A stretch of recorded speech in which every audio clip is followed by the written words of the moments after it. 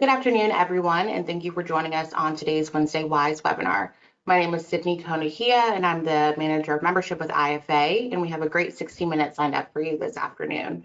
Before we begin, I just want to touch on a couple things. Today's webinar will be recorded, and the recording, along with the slide deck, will be uploaded to community.franchise.org, and the recording will also be uploaded to IFA's YouTube channel later this evening. And if you have any questions for today's speakers, please add them to the chat or questions box, and they'll be answered towards the end of the session. Today's topic is marketing attribution and performance measurement optimization, and it's brought to us by Location 3. Here to provide today's discussion are Josh Allen, VP of Marketing at Location 3, Vera Shafiq, VP of Digital Strategy at Location 3, Jen Chasteen, CMO of Energy Home Care, and Ira Klusendorf, VP of Marketing at Rillo Mattress. Thank you all for joining us today, and thank you again to Location 3 for sponsoring today's Wednesday Wise webinar. And I'm going to go ahead and turn things over to Josh to get us started. Excellent. Thank you so much, Sydney. It's great to be here. And on behalf of everyone at Location 3 and our guests, thanks to the IFA for having us for another Wednesday Wise webinar. Today, we're going to focus on the topic of marketing attribution and performance measurement optimization. As Sydney mentioned, I am your moderator for today. My name is Joshua Allen. I'm the Vice President of Marketing at Location 3 and also a certified franchise executive with the IFA. For those of you who may not be familiar with Location 3 today, as a strategic marketing partner to some of the world's most recognizable franchisors, our purpose is to be the premier partner for franchise brands by driving digital transformation. As a true partner, we aim to help you transform your brand by bringing our core values to life in all of our engagements. We perform at our best, and our partners realize the benefit when we collectively focus on critical big picture thinking, being innovative, being accountable stewards to all of our partners, being collaborative and adaptable, and ultimately being data-driven in everything that we do. And we're going to talk a little bit about that here today. Some historical information on us really quickly. We were founded in 1999, and we've partnered with countless franchisors over the past 23 years in categories like retail, healthcare, education, service-based brands, and many, many more. Our team members are not only proven experts in digital media and marketing, but have proven experience in really understanding the nuances that come with working with franchisors and their franchisees. We stand by our performance, and we're proud to be recognized by our peers accordingly, most recently winning the top prize at last year's Franchise Innovation Awards with our partner Wild Birds Unlimited. For the franchisors in our audience today, as your strategic partner, we can help you transform your data, your tech stack, your marketing strategy, and your digital media tactics to drive the actual business outcomes that you seek, all while creating balance between brand strategy, national marketing programs, and the respective needs and interests of your franchise owners. And last but certainly not least, we are proud to be dedicated members of the IFA for more than 15 years. We enjoy these webinars. We had a blast at the convention, and we're proud of our other powerful partnerships with the industry leaders in digital media and ad technology. But enough about us. Let's get to today's topic. Thanks to everyone again for joining. Before I introduce and turn it over to our panelists, I did want to kind of tee up the current landscape that I think will resonate with many folks on the webinar here today, and talk a little bit about the factors that are impacting franchising, marketing, data, and technology. Recently, as many of you have probably seen, the IFA released their 2023 Economic Outlook Report.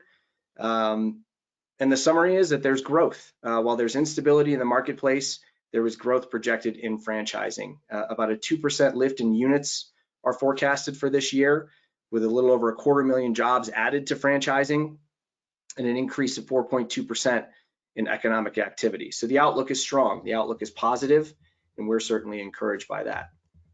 From a digital media and an ad spending perspective, while digital media forecasts continue to show that ad spending in digital continues to take a bigger chunk out of traditional media spending as we go forward, the acceleration kind of on the hockey stick that we've experienced several years ago, that slowed a bit post-pandemic. However, there is still growth. I think some of the factors that are influencing both media spend and franchising in general are going to be very familiar to a lot of folks in the audience here today. Inflation continues to be a hot topic. The topic of recession and where the market lies in the US currently continues to be a hot topic and is impacting business across the board.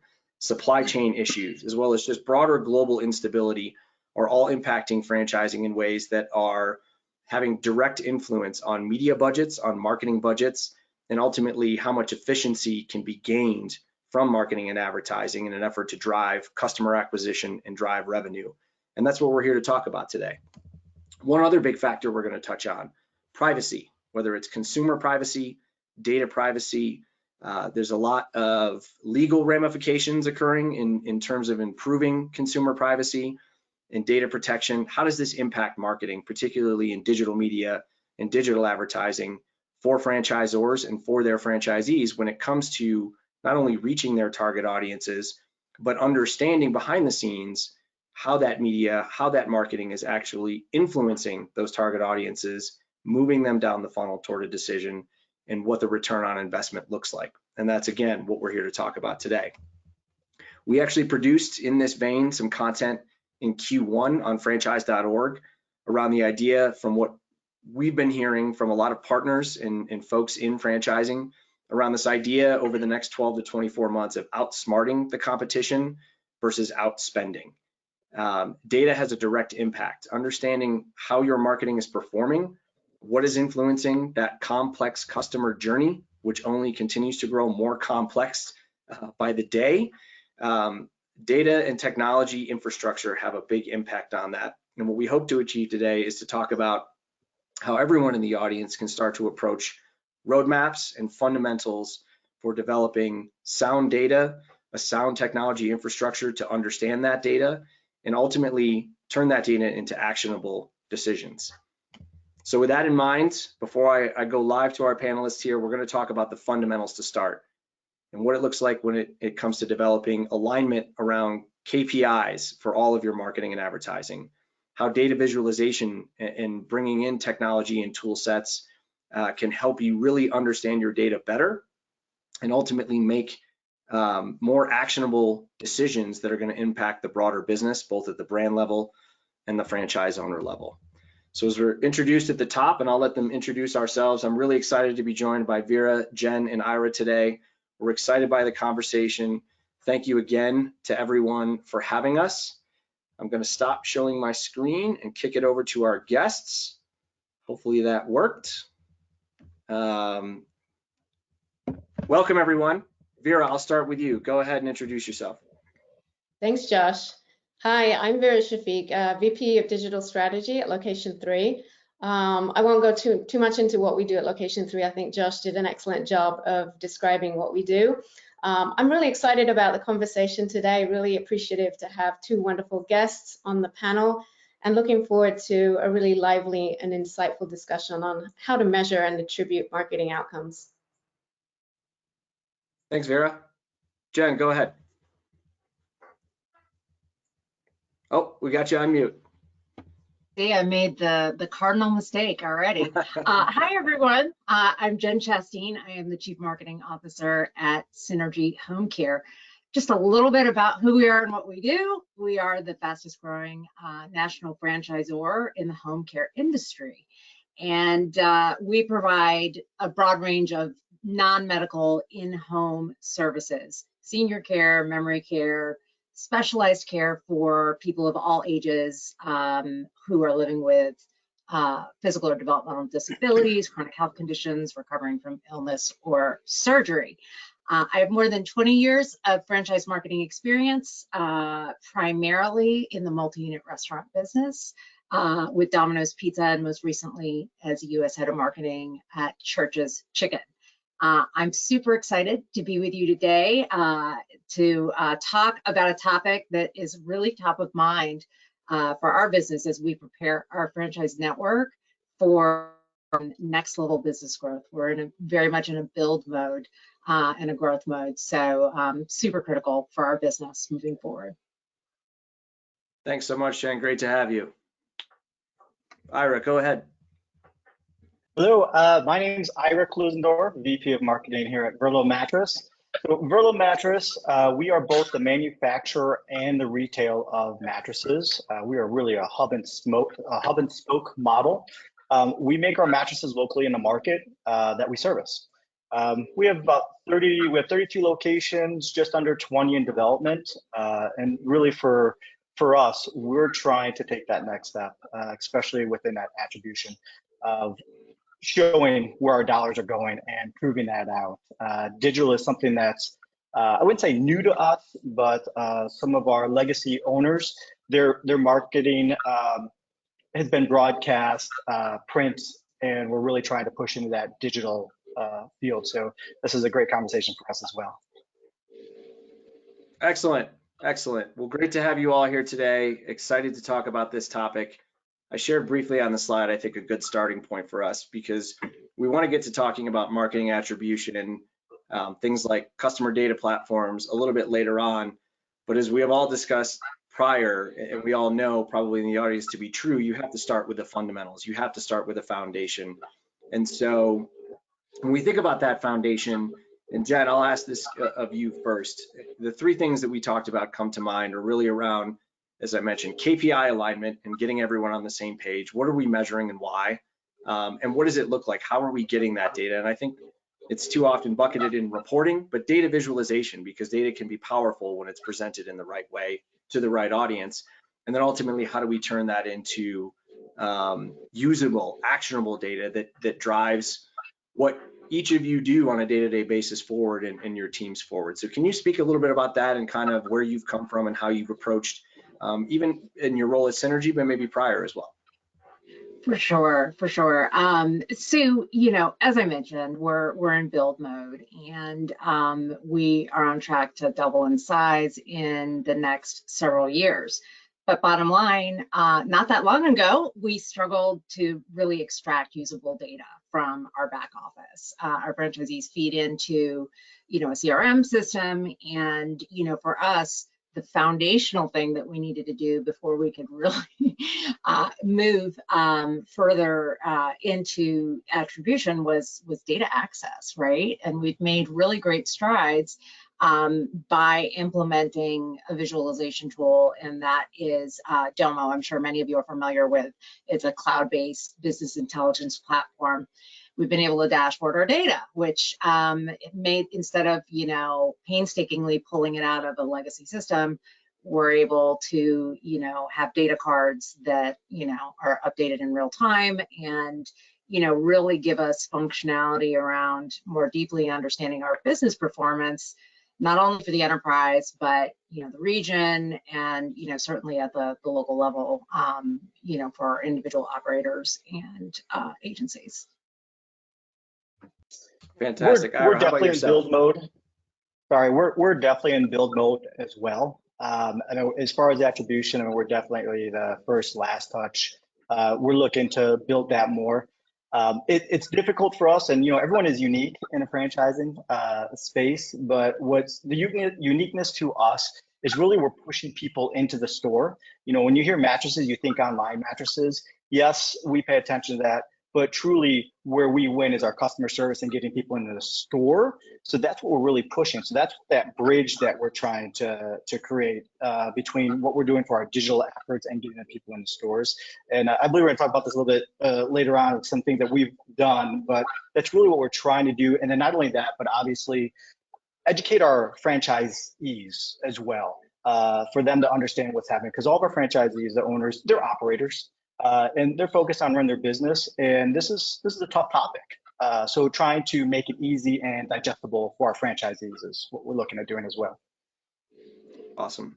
And Vera, obviously from your perspective, working across a lot of different categories, a lot of different businesses, where any kind of common themes in terms of challenges with even starting with the fundamentals or finding a place to start when it comes to being able to use data in a way that's meaningful? What are your thoughts?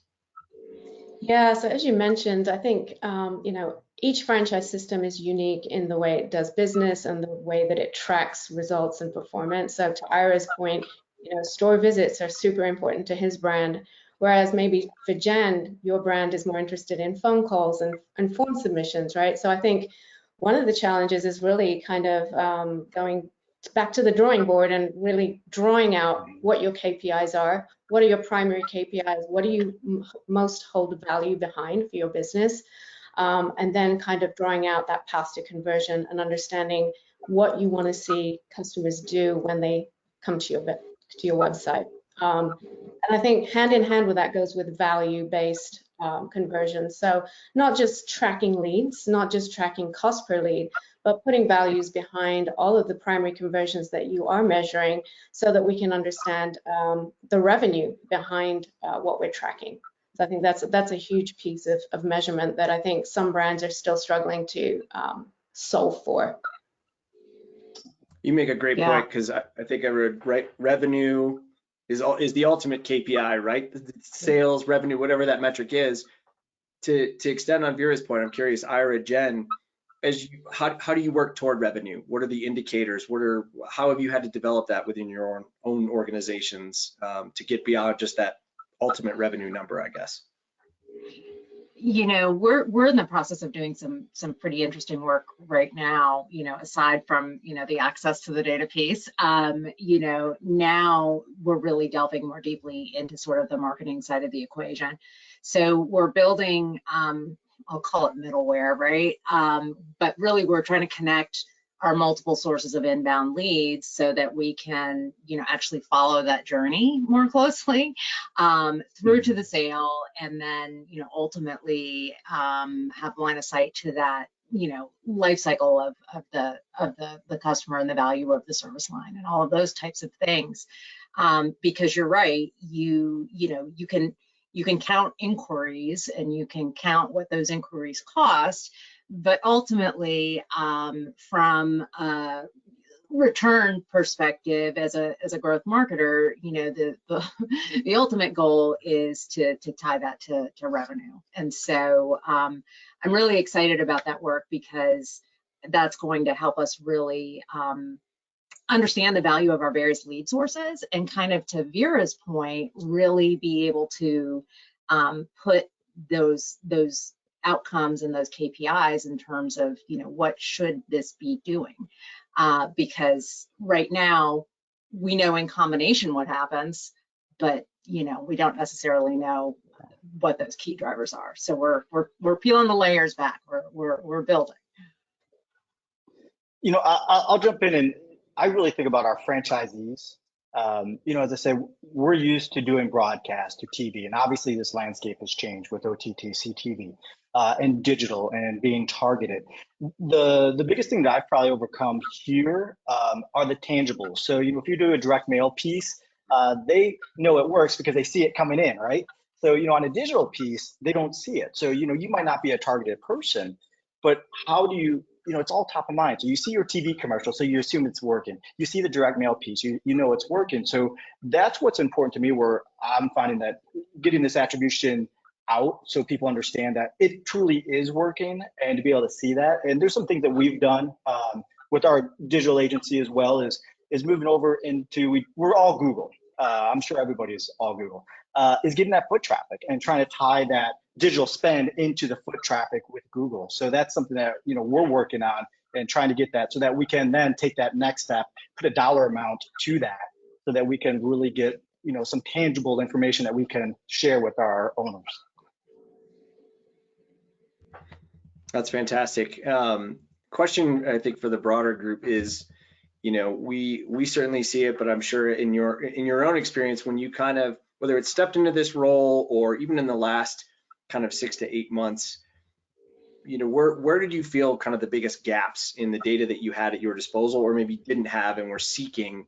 Can you talk a little bit about that? Kind of what is it that has been top of mind, you know, more recently as you've gone forward, in terms of, we need this type of data to actually impact what we're doing, whether at the franchise owner level or more broadly for the brand?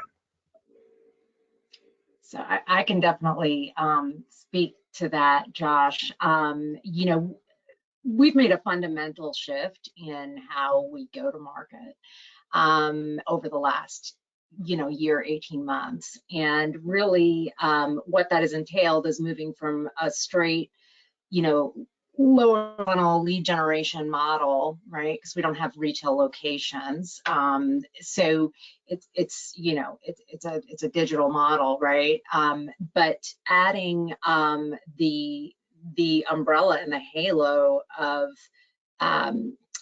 brand and awareness advertising, right? We had no top of funnel tactics. And so for us, as we get into attribution and measurement, it's really being able to connect the dots between the activity at the top of the funnel and how that builds and supports what had previously, you know, in a different world and with a different Google than, you know, the only game in town, which was digital lead generation. And so, you know, for me, that is that's the big get here, is more closely connecting that and being able to, you know, measure the journey and what happens. I touched on it a little bit here as well, as that Google foot traffic. You know, like I said, we were doing a shift broadcast, you know, really happened in the election, where that really forced us to pivot to OTT CTV. You know, broadcast is, you know, we know it works because when we're broadcasting, foot traffic increases. When we're not, it's not. So, you know, that's the data we have. We don't have this hard data. And, you know, now that we're shifting over into OTT, CTV, and digital, all these little footprints of trying to tie that all together. So for us, it's really, I mean, we restructured our Google accounts with our digital agency to be able to get this Google foot traffic. I mean, that's important to me and to our system. And it's proving out because, you know, our owners want to see that ROI for their digital spend. You know, they're still buying into that digital and understanding and making sure that, hey, what they're spending, they're actually getting a return. And that's something tough to do. And it's difficult for us as well, because we use so many different advertising vehicles to put it all together and who gets credit for what. You know, that's something that we're going to have to work through here in the future. But that's really, it's making it all digestible and proving out that what you're spending is actually working at the end of the day, right? I mean, that's what we are as marketers. That's what we're trained to do. So not only that, but then taking that to the next step to our franchisees, of explaining that to them. And that's what our job is to make that digestible for our franchisees so that they can make better decisions with their own marketing spend as well. That's a great, go ahead, Vera, Yeah, sorry. I was going to add to what Ira and Jen just said. So yeah, I think there's a lot of levels to measuring and attributing. So Ira, you touched on like looking at lift data. So you know that people are walking into the store after a TV commercial is aired. Really, it's just lift data. You're just looking at the difference before and after, right? Yep. Then you've got your, you know, Google Analytics. So you can go into Google Analytics and start to analyze who clicked on your ads, came to your website, and then what did they do, right? And that's pretty much based on click data. But we also know that there's a whole world of impression data out there. As Jen mentioned, brand awareness isn't necessarily tied to a click, right? It's a view on an ad, it's that awareness, and then how do we know that those people that viewed the ad then eventually took an action on our site or purchased a product? So that's, I think, like the holy grail piece that we really want to solve for. And, you know, I think there's several tools that we can leverage to get us closer to that, and we can talk a little bit about that later. But yeah, I would say definitely striving to get to that third level. That's great. And you actually kind of preempted my next question, Vera. So I think expanding upon that, you touched on, you know, even baseline tools like Google Analytics. I think one thing that we often see, and I'm sure Ira and Jen have experienced in their current roles or even in previous roles, a lot of folks that I'm sure resonates in the audience, whether they're new to a particular role or an organization, the question always comes up. We have volumes and volumes of data from a variety of different sources. Where do we start? So Vera, I'm curious to ask you to expand upon that kind of, you know, broadly from your experience, and then maybe Ira and Jen specifically, where do you start with all of this data? Yeah, so I think the key really is bringing all of that data into one place, and that's the ideal scenario. And I think that's what a lot of marketers are currently trying to do and struggling to do. And I think it's really wise to take a crawl, walk, run approach to gathering your data, kind of wrangling the data from all of the different sources that you have and pulling it into one system. So, you know, at location 3, we are solving towards that problem to have a central hub or engine in which we run attribution modeling. But the biggest step into achieving that is really being able to ingest all of the data. How do we get data from online and offline channels and put them all into one single system? And that does require some initial legwork.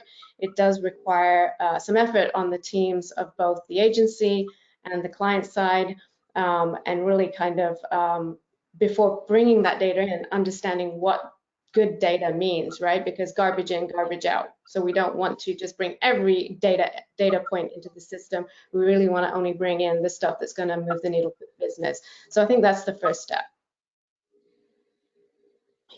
Yeah, we're definitely at that. Like we've mentioned, we got data here, here, here, here. So how do you just bring this all together to make it make sense? And the way that we're doing it is really we're presenting it here, here, here, and here. So we're trying to fill that gap and make it, once again, digestible for a franchise owner. My previous work experience, furniture and mattress industry as well. We had 20 stores. It was great because there's one reporting and all that. Franchising is difficult because you have all these basically small little businesses, and now you're trying to compile it all together. And we have 20 different key stakeholders that we report to, essentially, our owners. So, and everyone's at a different level. So trying to, once again, make that just digestible for them and really try to make those easy decisions. Yeah, and I would say that, the dashboarding that I mentioned earlier is sort of a step in that direction of, kind of wrangling all of these sort of disparate parts into, one place. And so, for us, something that we really are embracing by nature of what we're doing with our marketing on the digital side is really, using the machine learning proposition, if you will, to really help us get a little smarter every day and to be able to optimize our campaigns in real time and be more nimble in this space. And so that's certainly part of it as well, is augmenting what we have. Certainly. I know, Jen, you had touched on this earlier. You're in build mode. And I think prior to this, we've all discussed that within this topic, it's a journey, right? There's not a destination, and that journey is ongoing. What kind of breakthroughs have you had in kind of, as you've been in build mode, if you will, whether it's into turning data into actionable business decisions, right? Being more nimble, as you said, or even specific tool sets. I know you referenced Domo. Ira mentioned doing a lot within Google in particular. As you kind of go along this journey, what's top of mind for you that maybe more recently has provided those breakthroughs, either in technology or just how you're approaching using data to drive the business forward as a whole?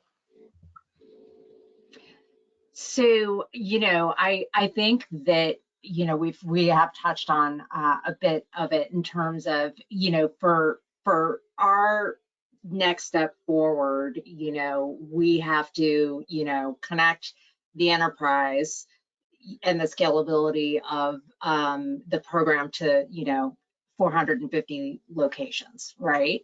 And so really being able to connect the dots, again, from the top of the funnel to the bottom of the funnel. I'm trying not to be repetitive here, but that really is the get for us, because you pointed it out at the very top of our conversation, like the journey's not getting any simpler, just in general. And so, and I might raise up as well, and I know we'll probably touch on privacy a little bit. We've got some unique privacy requirements, right? We are not able to use our data in the same way that many marketers can, in the sense of health privacy law. So, we have some other things that we're dealing with there as well, just in general in our space. Well, that's fantastic. Ira, I know you talked a little bit about direct mail and the impact there. As you kind of advance forward with what you've done, any You mentioned Google. Any tools, any technology, or just feeling like you stepped over a big hurdle in terms of understanding the existing data that you have? Yeah, we're in that growth mode as well. And, I thought I had it hard with Jen.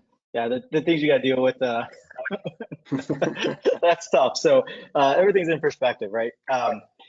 So I would like one thing that we took out of it really is so we're working with our SEO as well. So our search terms, paid search versus search terms. So we've really been able to take some of that data and retool what we're doing on the SEO side. So we're seeing it we're crossing both directions on that and seeing how what's going up here, what's going up here, what's going down, what's going down. So we're using that more as directional. Are we tying both together? Not necessarily, but it's more directional in that aspect of it.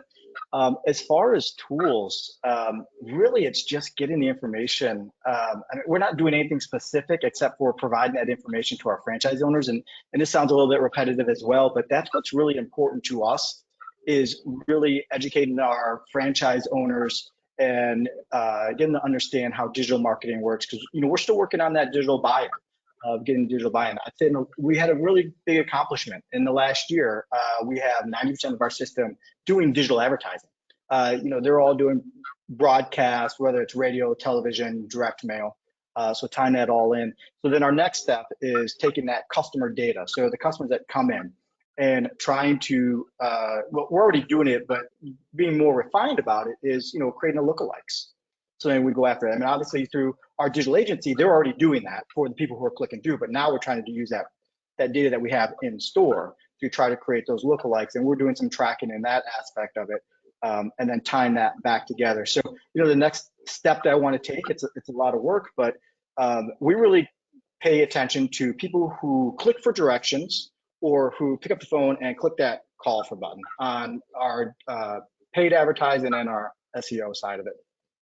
So then, we're obviously able to get some information from there. So then tying the actual customers that come together, that's our next step, so that we can prove out that, hey, this really is working. Look, hey, John did come into the store who clicked on this ad or who clicked for directions to your store. So it's just really, we're in that building as well, and building it out so it can be shown to our owners. Awesome. Jen, you kind of teed this up around privacy, and I'll shift it to Vera a little bit, because Vera, I know we've done webinars on this in the past. It's been a topic of conversation. When we think about the evolution of consumer privacy and where the world is going and how that impacts everything that we do from a marketing and advertising perspective, give us your thoughts on kind of, for the audience, the biggest things to keep in mind, I think, over the next 6 to 12 months when it comes to consumer privacy, and how to adjust for a shift into first-party data and away from a reliance on third-party data. What are your thoughts, and where should franchisors focus accordingly? Yeah, so the first piece is really cookieless targeting. So how do we go about targeting our audiences? That's the first nut to crack, and that's really looking at contextual targeting. We've talked about this a lot. Using your first-party data, as Ira mentioned, to create lookalikes, leveraging that first-party data as much as we can to create larger audiences.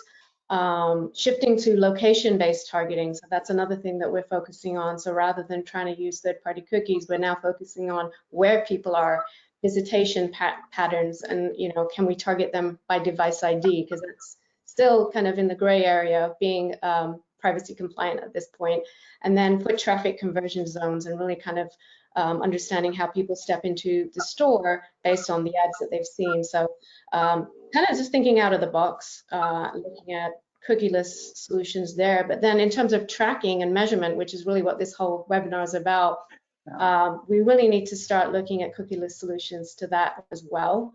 And there are countless tools out there that really help us to do that. One of them would be Google's enhanced conversions.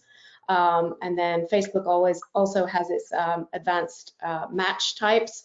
So we can use their tool to kind of take your first-party data, feed it back into your CRM, and then really understand what that closed loop reporting looks like. So that would be the first step I would take, the easiest step to start kind of delving into the world of cookieless and measurement. Excellent. Ira, Jen, I know, Jen, you started to talk about this, and you're in environment as far as privacy is concerned. When we think about specifically moving more toward first-party data, can you talk about, to Vera's point, how are we capturing and measuring our audiences from a first-party perspective to get more rich profiles or profiles that can be more reliable and tell you what your ideal customer looks like and how to find more subsequent customers as a result as we go forward in this shift that we know is ongoing and going to continue for some time? Yeah, I think for us, because of our tighter guardrails, we're not able to serve up a data set and say, oh, find me more of these. So it's more reverse engineering, if you will, in terms of understanding the performance of the various channels and what conversions we are, or engagement activities or whatever it is we're looking to do in terms of our KPIs, and sort of reverse engineering it and then building outward that way, because again, so much of it is really not usable as far as it's private information. For us, it's really partnering with our digital agency. They're the ones who are going to help us the most, because they're on top of it more than I am. So working with them, understanding how the landscape is changing. Part of my other thought process of it, because we do multiple vehicles as well, is just sort of going back to the old, sort of that broadcast concept of go where the viewers are at. So for us, mattresses, where are they looking for their content? In that sense. But as far as that tying it back, our other difficult thing that we have is, our customers, they're not, we're not fighting for a customer for every weekend. We're fighting for every 10 years, because that's when they're replacing their mattresses. So, lookalikes are important to us, and figuring that out. So, I'm just going to reiterate, really lean on your digital partner to help you with this, because it's a lot to navigate. Excellent. A question for Vera, I think, in terms of measurement too, because you continue to see even in recent studies by Insider Intelligence, while there's a rise in adoption of media channels like connected TV, OTT, in survey data, it's showing that there's the level of trust has not risen in terms of, my media, my spots, et cetera, are actually reaching my target audience. And so the idea of making sure those dollars are efficient and reach the right audience and go further, as we kind of touched on in the top of the presentation. What are your thoughts in terms of whether it's through tools or just validation that through data that the marketing and advertising dollars are being spent in the right place, in the right, in the right way, on the right audiences, if you will, particularly as we continue down this road toward a more privacy-centric world? Any perspective there? Yeah, I think, again, it comes down to attribution and figuring out a solution or platform that can give us the attribution insights that we're looking for. And I think at this point, with the privacy kind of environment that we live in right now, the best way to do that is to use first-party data, which is all of the activity that's happening within your ad platforms. Things like, impressions, clicks, views, purchases, lead form. Taking all of that data on the digital side, feeding it into one system, and then taking anything that's offline that we can't track exactly, maybe linear TV buys, maybe other stuff that's like, direct mail, taking that data still, whether that be a manual process, because obviously we can't API connect into direct mail necessarily, taking that data and also feeding it into the same system, and then really leaning on AI, that big buzzword, right? AI and machine learning, leaning on that to do the regression modeling and the statistical modeling to show us what's happening behind the scenes, what is actually driving the revenue, what is driving the conversion action that we're looking for based on all of this data in one place. So I think, that's something which I know it sounds easy in concept. It's really hard to do, but it's something that, I think given if you take the time and effort to wrangle that data, using that word again, it's going to pay off in the long run and have, immense ROI in the future. So these are really the things to be focusing on now as a marketer. Excellent. A follow-up question to that, because I think one of the tools that continues to rise in terms of adoption is our customer data platform, CDP, right? The buzz continues to grow, the need, frankly, continues to grow as this customer journey gets more complex and data sets only grow. We don't need to kind of necessarily mention any specific CDPs because there's a variety out there, but I know you vetted several. I'm curious for folks listening that are thinking about a CDP, they're going down the road of maybe perhaps vetting them, one themselves. What should they be thinking about? How should they be thinking about approaching a CDP, particularly in a franchise system, in order to organize this data and make it meaningful for what they do going forward? I'm curious of your thoughts. Yeah, I would say definitely if you want to implement CDP, definitely a good decision to do it, but you'll want to spend time researching because as you mentioned, there are many platforms available out there, different price points. And so the first thing would be research what's available in the market today, evaluate which one really fits best for your business's needs in terms of features and functionality, but also pricing and scalability, right? Because you want to make sure that you're future-proofing the selection that you make. And then there's also the consideration of whether you want to build versus buy your CDP, which is something that we haven't touched on a lot, but there is the option to potentially build a CDP in-house, which, benefits of that would be to really create a customized solution for your needs and your use cases, but this could, it could be time consuming and costly to do that. So a lot of things to consider. The CDP is definitely a really good step forward in using your data to its fullest extent, right, to drive those better and more efficient marketing outcomes. So definitely something that you'll want to kind of dive into with, including attribution and kind of understanding how to drive better outcomes for your business. Awesome. So I want to go back ahead, Jen. to a point that you made, Vera, and just tell me if I'm taking us off track here. But in the first part of the question, Josh, what I really loved about what you were talking about was it sounds like the opportunity to sort of do a bit of a media mix model for some of us, traditionalists, right? Like going back to, some of what I think you're working through, Ira, like, to me, the benefit of being able to understand sort of the dynamics around the investment in the specific channels, right? And then be able to combine that with the buzzy machine learning. To me, that sounds like the best of both worlds if we're being nimble. So I just wanted to kind of call that out because I've done a traditional media mix model at another brand, very costly, very time consuming, and I don't know that it delivered what I had hoped. And so I just want to throw that out there because I think that's a really interesting concept for our audience. Yeah, for sure. I think the concept of media mix modeling has traditionally been what you said, Jen, which is like really expensive, time consuming. Most brands can't afford it. I think now we have solutions which are intermediary, which are much more affordable.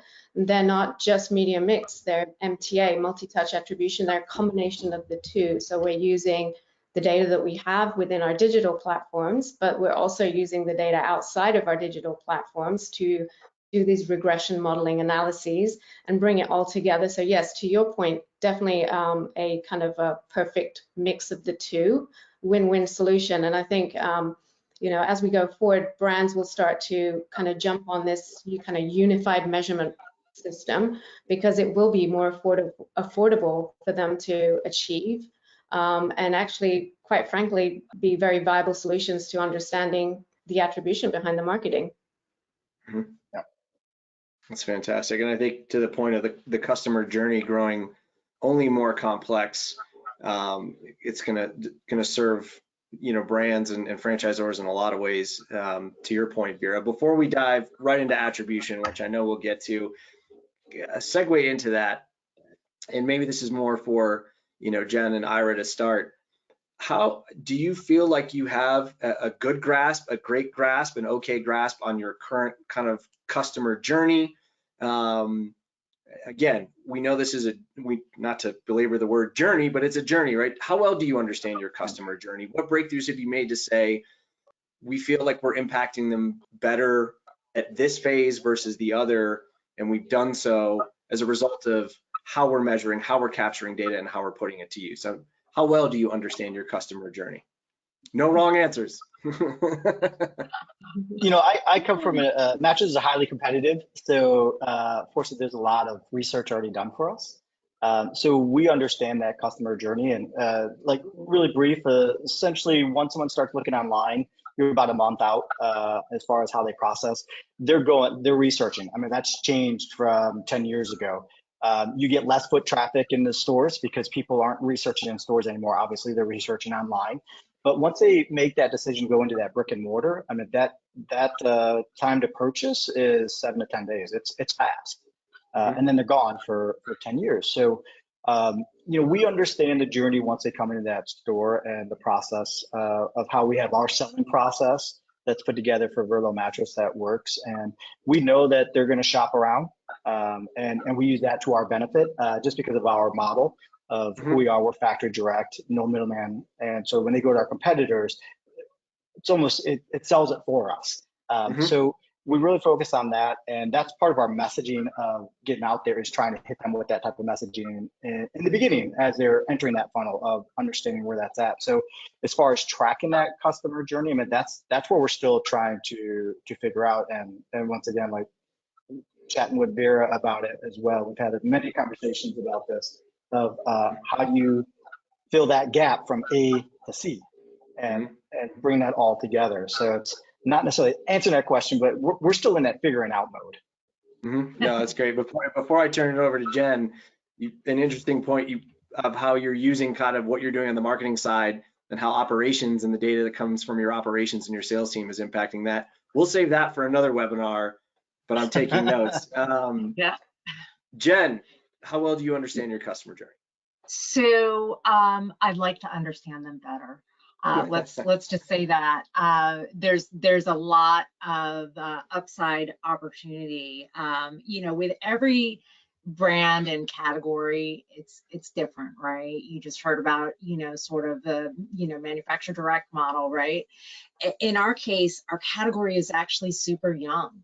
Our category is like 21 years old, really. That's a great point. And it's fragmented, and you know, there's a lot of M&A, there's, you know, and really there's, you know, a few larger franchisors plus mom and pops, but there's a few larger franchisors that are at the top of the pack. Thankfully, we're proud to be amongst them, but it's, you know, it hasn't existed all that long, right? So, you know, we know that at the top of the funnel that there's a lot of education and, oh, what is home care? What is, you know, what do you do? You know, what's the difference between that and, you know, home health, et cetera, et cetera.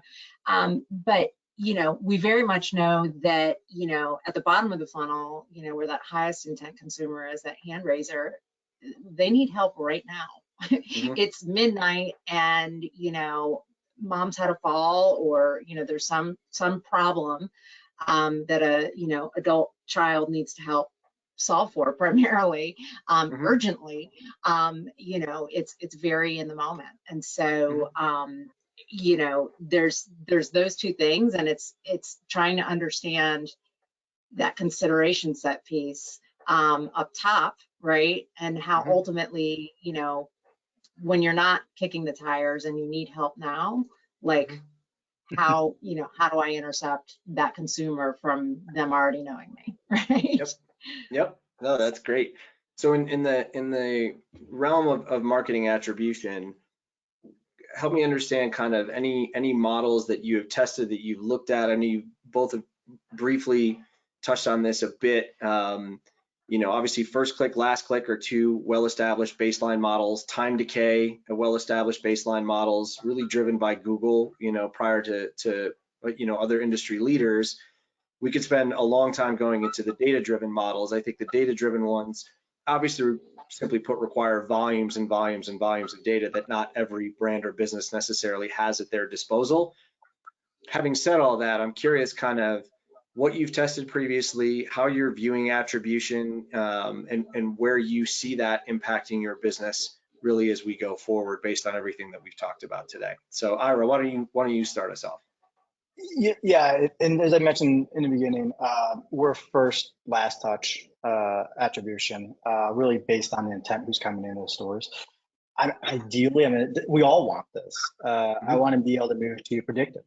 And that's where we're working through that now. We're at the beginning stages of working with that and work with our digital partners on that of how do we get there. And I'm really leaning on them to help us get there because we're a small organization and it's a lot, and they're the experts. So I would just echo, just rely on the experts. They're at the forefront, and I'd like to think that I'm right behind. But they're educating me along the way as well. So rely on them. As far as how do we get there, I'm really leaning on our digital agency. I'm open to providing whatever information they have. Our biggest sort of shortfall, quite frankly, is budget. And I'm sure that's for a lot of people who are on this webinar. What does it cost? Gosh, when we did something like this 7, 8 years ago at a previous employer, it was expensive, and just kind of like what Jen talked about, same outcome. I think times have changed, technology has changed, the data that's out there has changed a lot, and as we go through it, it's more affordable. So once again, I want to get there. Are we there now? No. So I can't provide that answer to that, but I'm relying on our digital agency to get there and to help us along the way. We definitely don't have all the answers, right? and I don't think we ever will, and that's okay. Totally. I think for us, really where we've been focused in the last year is optimizing, introducing that brand awareness investment, but also optimizing our local lead gen spend, and that is done with it's an AI model that optimizes in real time, and we're still counting inquiries and what the cost of those inquiries is. But I think that we really are going to be at a great jumping off point to get well beyond that in the coming year, between what we're doing inside the four walls of our brand, right, with our own data and wrangling it, as Vera would like to say, but also with the smart strategists on the location 3 side that are helping us find our way towards more of an attribution model that we can connect to the other side of that. Awesome. Vera, what are your thoughts? I think we talked a little about media mix model, whether it's in that. I think that is a very positive step in a direction toward more robust attribution modeling and data-driven modeling in particular. Kind of, as we asked earlier, where can the folks listening and watching here today start when it comes to thinking about either establishing that type of model and moving toward attribution or testing attribution? What are your thoughts? Yeah, I think Google Analytics is a great place to start, right? Especially, we have GA4 now. GA4 is really the place to be looking at your data. End of June is when the old version, Universal, will go away completely. So we want to make sure that everyone's looking at GA4. GA4 provides some really cool attribution tools and reports. So we can go in there and take a look at, the early, mid, and late touch points that happened within the customer journey. We can really see it by channel. We can see it by source medium. So I would say, as a marketer, start there. And then as you move into a more sophisticated solution, start looking at the attribution engine that we've been talking about, which is pulling all of your data into a platform and using AI to really figure out what's working and what's not, and then allowing us to forecast. See, I think that's the powerful piece, is using the data that we have to forecast out into the future and predict where we should be spending our budgets in the future. And I think that's the second step. But yeah, Google Analytics would definitely be a great place to start. GA4. I actually saw a question come in that how soon do we need to transition to GA4? I'm assuming the answer is Yesterday. Yeah, Right now. yesterday, right now. Concur. We're If you haven't already, do it today. did that. Yeah. Excellent. And I'm really excited ahead. about that too. I'm really excited about that. We just have made that transition, and that is going to get us a few steps down the road, right, in combination with all of the other things that we're doing. And one last thought, and we didn't touch on it, but technical SEO, and that has been as a web-based business, that's been a huge part, going hand in hand with the awareness and the lead gen activities, the health and visibility of our footprint, so to speak. That's been a big piece of work that it lifts all boats, so to speak, all of those things together. Awesome. Yeah, I I know agree we with the only have SEO side of it. That's been our saving grace. Excellent. Josh. Excellent. Sorry, I didn't mean to jump on you there, Ira. I was going to say a quick time check. I know we only have a minute or two. We'll wrap it up. I think attribution, again, the journey is it's a long one, and I think it continues to evolve from a data-driven perspective. We did have one question that came through, whether it's about attribution or this was specific to looking at a CDP. And Vera, maybe I'll ask you this to start. Would you recommend a CDP for an emerging franchise? Curious of your thoughts. Yeah, that's a great question. Really depends on how much data you have. I mean, if you're an emerging franchise, you might be in the early stages of gathering that data. You may not have too much data to put to use, so it might be a matter of just holding on and waiting. And again, depends on how much money you have to invest. If you have an investment set aside for CDP, I mean, it doesn't hurt to get started because it's only going to grow and get bigger. So that's kind of a nuanced question. But if it's affordable and you can jump on, I would say, yeah, do it. Awesome. Awesome. We're a re-emerging brand. Just throw us really quick. We're a re-emerging brand, so we're kind of in that same boat. It's priority, and unfortunately, right now, it's the cost that's preventing us from doing that. So, I'd love to do it, of course. Fortunately, we do have a lot of data, but it's the priority of all the other things that we want to be able to accomplish. Exactly. Yeah. Awesome. Great point. On the attribution front, quick plug for a white paper where we've gotten into a number of models and some data-driven models, the Markov model, the Shapley model. If you want to geek out on statistics, at our website, location3.com. Would love your feedback there and keep the conversation going online around attribution. We only have a minute or two left. First and foremost, thank you everybody for joining today. I feel like we could spend the rest of the afternoon talking about this topic. I'll leave you with one last question for each of you really quickly. When we think about everything we've discussed today, measurement, bringing systems online, being in build mode, what would you say is your biggest goal when it comes to data integration, measurement, and ultimately this idea of media mix modeling and attribution down the line? Jen, I'll have you go first. What's your biggest goal for the next 12 months? So I really want to land in a space where I can confidently speak to a return on ad spend. That would be ideal. Again, really understanding how to take, some of the legacy activities and some of the new activities and really ensure that those dollars are going nimbly to the right, I'll use it, value-based outcomes. Right. So, for me, that's big top of mind. Fantastic. Thanks, I would Jen. say same. I would echo exactly that. I would just add in then of being able to report that back to our franchisees in a digestible way, so it's usable for them. I mean, that's at the end of the day for us. That's what it's about. Awesome. Any final thoughts, Vera? What should everyone in the audience focus on?